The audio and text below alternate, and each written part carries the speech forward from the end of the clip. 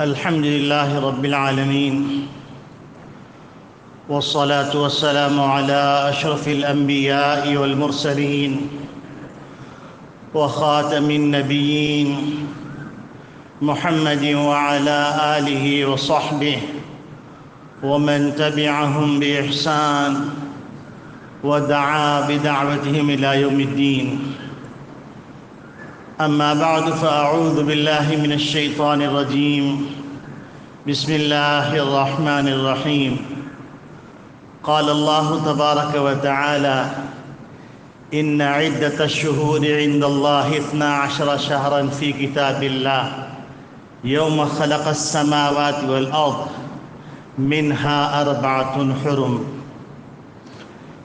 وقال النبي صلى الله عليه وسلم: من تشبه بقوم فهو منهم، او كما قال علیہ الصلاۃ والسلام. میرے محترم بزرگوں، عزیز دوستوں، دینی اسلامی بھائیوں، اللہ رب العالمین نے دن اور رات پیدا فرمائے ہیں. اللہ رب العالمین نے مہینے اور سال پیدا فرمائے ہیں، اور ان مہینوں میں اللہ رب العالمین نے جس مہینے کو بھی تقدس عطا کرنا تھا اور تعظیم عطا کرنی تھی، ان کو اللہ رب العالمین نے تقدس عطا فرمایا. جن دنوں کو اللہ رب العالمین نے مبارک کرنا تھا، محترم کرنا تھا، اللہ رب العالمین نے ان دنوں کو بھی محترم کیا. اس میں عام طور پر لوگ وجوہات تلاش کرتے ہیں کہ اس کی کیا وجہ ہے. اصل ضابطہ جو اللہ رب العالمین نے بیان فرمایا ہے: وَرَبُّكَ يَخْلُقُ مَا يَشَاءُ وَيَخْتَارُ. اللہ رب العالمین نے سب چیزیں پیدا کی ہیں اور جس کو چاہا اس کو منتخب کر لیا. اور اللہ رب العالمین کی شان یہ ہے: فعال لما یرید، جو چاہتا کرتا ہے. لا یسأل عما یفعل وہم یسألون. اس سے کوئی پوچھ نہیں سکتا کہ تم نے یہ کیوں کیا، وہ ہر ایک سے پوچھ سکتا ہے. تو بنیادی طور پر ہم سب کے ذہنوں میں یہ بات ہونی چاہیے کہ اللہ رب العالمین نے جس دن کو مقدس کہا وہ دن مقدس، جس رات کو مقدس کہا وہ رات مقدس، جس مہینے کو مقدس کہا وہ مہینہ مقدس. تو ہم اپنے طور پر اس میں خواہ خواہ کی لفاظیاں کریں، خواہ خواہ کی وجوہات تلاش کریں، اور وجوہات تلاش کر گویا کہ ہم اللہ میاں کو سجیشن دے رہے ہیں کہ پروردگار اس کی وجہ یہ ہے، اس لیے آپ نے ایسا کیا.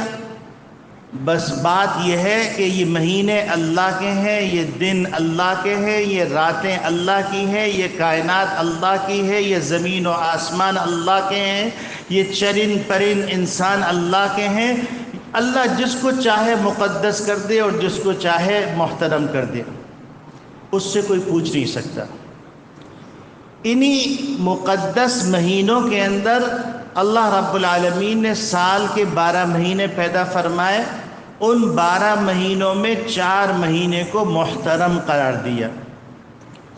محترم قرار دینے کا مطلب یہ کہ اس میں جنگ و جدل نہیں کیا جا سکتا، اس میں نافرمانی کی جو توازن ہے، جو مقدار ہے، وہ بڑھ جاتی ہے. یعنی ایک آدمی بازار میں گناہ کرے یہ بھی گناہ ہے، اور ایک آدمی مسجد میں گناہ کرے یہ اس سے بڑا گناہ ہے. گناہ تو دونوں ہیں لیکن بڑا گناہ ہے. تو ان 4 محترم مہینوں میں ایک مہینہ محرم کا ہے. اور یہ محرم کا مہینہ، قرآن کریم کی جو آیت میں نے آپ کے سامنے پڑھی ہے، اس آیت میں اللہ رب العالمین نے فرمایا ہے جس دن زمین و آسمان کو پیدا کیا اس دن سے 12 مہینے ہیں، اور 12 مہینوں میں 4 مہینے محترم ہیں۔ اب بہت سے لوگ یہ بات بیان کرتے ہیں کہ محرم کا مہینہ اس لیے محترم ہے کہ حضرت سیدنا حسین رضی اللہ تعالی عنہ کی اس میں شہادت ہوئی۔ تو میرے عزیزو، حضرت حسین رضی اللہ تعالی عنہ کی شہادت بہت بڑا سانحہ ہے اور بہت بڑی قربانی ہے، اس کا انکار نہیں۔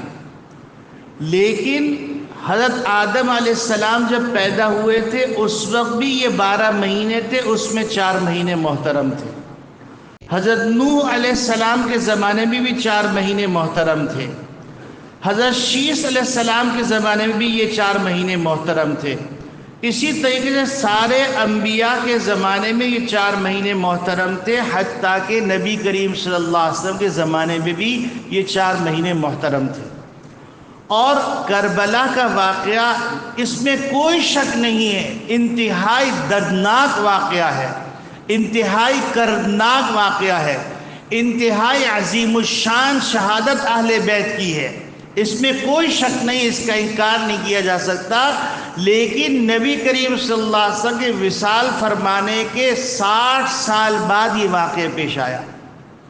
تو اب کوئی آدمی یہ کہے کہ محرم کا مہینہ محترم اس لیے ہے کہ اس میں حضرت حسین رضی اللہ تعالیٰ کی شہادت ہوئی، اس وجہ سے محترم بن گیا، بلکہ مجھے یہ کہنے دیجئے کہ حضرت حسین رضی اللہ تعالیٰ عنہ کی شہادت عظیم ہو گئی کہ محرم میں ان کی شہادت ہوئی۔ تو یہ فرق کو سمجھنا ضروری ہے اور اس بات کی باریکی کو سمجھنا ضروری ہے۔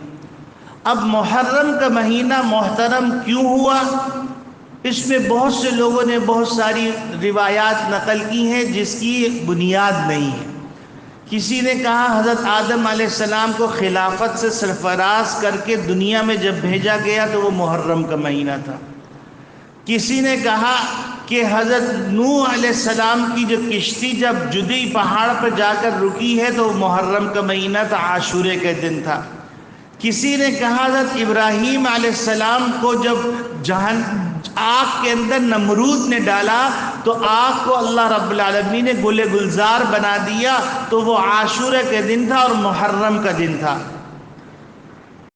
لیکن جو روایات سے معلوم ہوتا ہے وہ واقعہ یہ معلوم ہوتا ہے کہ عاشورے کے دن کا اہتمام اس لیے کیا گیا تھا کہ حضرت موسیٰ علیہ السلام کا مقابلہ ہوا فرعون سے، اور فرعون اپنا لشکر لے کر ان کے پیچھے گیا اور وہ لشکر لے کے سمندر کے پار ہو گئے، دریا کے پار ہو گئے، راستہ بنا ہوا تھا، اس راستے کے اندر فرعون نے یہ دعویٰ کیا کہ یہ راستہ میرے لیے بنا ہے۔ وہ اپنا پورا لشکر لے کے اندر داخل ہوا، اللہ کے حکم سے وہ سمندر مل گیا اور فرعون فرعونیت کے ساتھ سمندر کے اندر غرق ہو گیا۔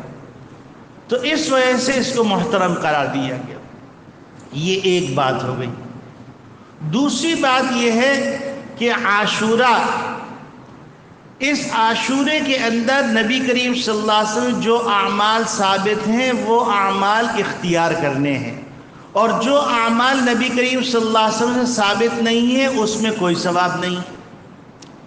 حضرت عائشہ صدیقہ رضی اللہ تعالیٰ عنہ فرماتی ہیں من احدث فی امرنا ھذا ما لیس منہ فہو رد، کہ دین کے اندر ایسی چیز کا ایجاد کرنا، اختراع کرنا جو اس میں سے نہیں ہے وہ چیز مردود ہے۔ تو لہٰذا نبی کریم صلی اللہ علیہ وسلم سے جو بات ثابت ہے وہ یہ بات ثابت ہے کہ شروع اسلام کے اندر عاشورے کا روزہ فرض تھا، نبی کریم صلی اللہ علیہ وسلم صحابہ کرام رضوان اللہ اجمعین عاشورے کا روزہ رکھا کرتے تھے۔ پھر رمضان مبارک کا روزہ فرض ہو گیا تو نبی کریم صلی اللہ علیہ وسلم نے عاشورے کے روزے کا اہتمام کیا، لیکن اختیار دے دیا جو چاہے رکھے جو چاہے نہیں رکھے۔ تو اس کو ہم کہتے ہیں عاشورے کا روزہ سنت ہے۔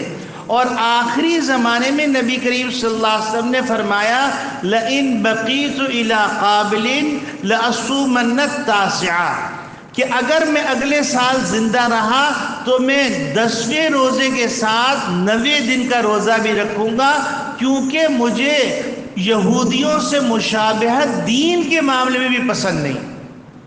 تو اس سے ہم کو یہ پیغام ملا کہ ہم اپنی روزمرہ زندگی کے اندر جو کلچر اختیار کرتے ہیں، جو طور طریقہ اختیار کرتے ہیں، اور بدقسمتی سے آج کل کلچر کے نام پر، فیشن کے نام پر، وہ تہذیب جو ہندوانہ تہذیب تھی، وہ تہذیب جو یورپین تہذیب تھی، بڑی تیزی سے مسلمان اس کو اختیار کر رہے ہیں، اور باقاعدہ طور پر وہ اس بات کا اعلان کرتے ہیں کہ اگر ہم یہ تہذیب اختیار نہ کریں گے تو ہم بیکورڈ نظر آئیں گے، ہم فنڈامنٹلسٹ نظر آئیں گے، ہم قدامت پسند نظر آئیں گے۔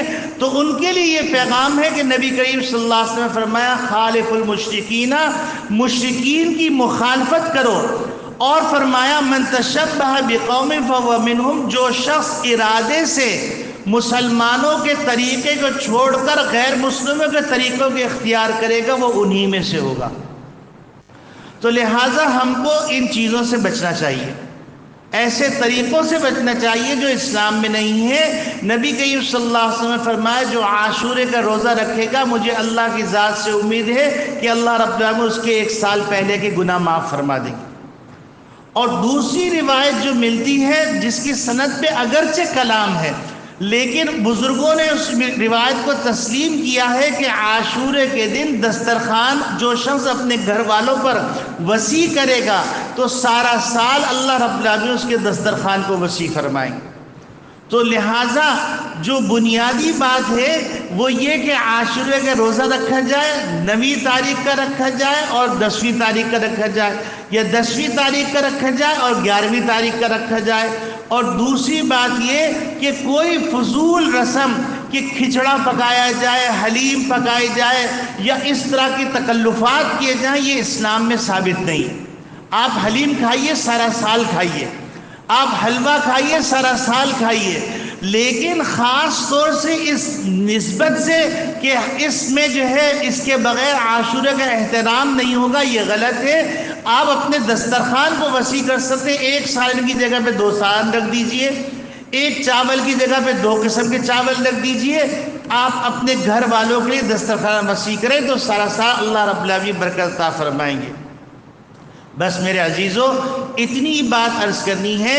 ایک تو یہ کہ اللہ رب العالمین کے مہینے ہیں، 12 مہینے اللہ نے پیدا کیے ہیں، اور جن مہینوں کو اللہ رب العالمین نے محترم گردانا ہے وہ مہینے محترم ہیں، اس کی وجہ کچھ بھی ہو یہ اللہ نے کہہ دیا۔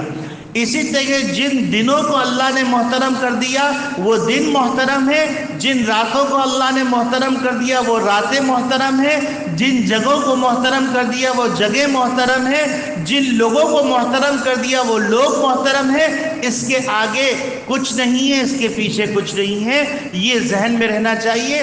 اور اس آیت کے اندر اللہ رب العالمین نے ایک عجیب غریب جملہ فرمایا ہے، فَلَا تَظْلِمُونَ أَنفُسَهُمْ، کہ ان دنوں کے اندر تم اپنے انفسکم، تم اپنے اوپر ظلم نہ کرو۔ اب ظلم کی تشریح کی طرف میں نہیں جاتا ہوں، میں آپ کو اتنا عرض کر دیتا ہوں کہ ظلم کی جتنی شکلیں ہیں، اپنے آپ کو ایذا دینا، اپنے آپ کو ایذا دینے کی جتنی شکلیں مروج ہیں وہ سب اس میں آ جائیں گی۔ تو اس آیت کے اس پہلو کے پر بھی غور کیا جائے اور ان تمام راستوں سے بچا جائے جن راستوں کے اندر اللہ کی نافرمانی ہوتی ہے۔ وآخر دعوانا ان الحمد للہ رب العالمین۔